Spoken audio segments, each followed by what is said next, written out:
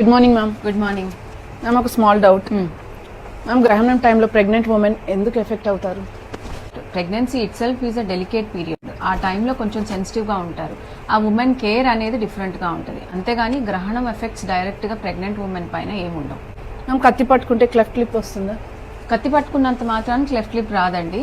ఈ ఎంబ్రియాలజీ ప్రకారం baby develop అయ్యేటప్పుడు అంటే 4th నుంచి 7th వీక్ లోపల ఈ maxillary prominence and nasal prominence అనేవి ఫ్యూజ్ అవుతాయి అన్నమాట. ఆ ఫ్యూజన్లో డిఫెక్ట్ ఉన్నప్పుడు అది at the age of 4 to 7 weeks జరిగిపోతుంది. అంటే by the time you realise that you're pregnant, మీరు ప్రెగ్నెంట్ అని చెప్పి మీరు రియలైజ్ అయ్యే లోపలే ఈ డెవలప్మెంట్ అనేది జరిగిపోతుంది.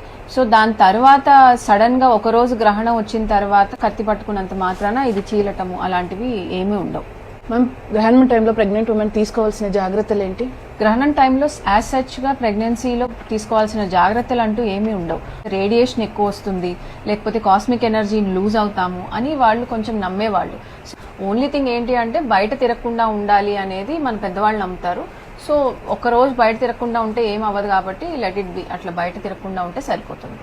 మ్యామ్ అట్ ద సేమ్ టైంలో ప్రెగ్నెంట్ ఉమెనే కాకుండా నార్మల్ పీపుల్ పైన ఈ గ్రహణం ఎఫెక్ట్ ఏమైనా వస్తుందా? నార్మల్ పీపుల్ పైన కూడా ఏం ఉండదండి. మ్యామ్ గ్రహణం టైంలో ఫుడ్ తినొద్దు అని ఎందుకు చెప్తారు?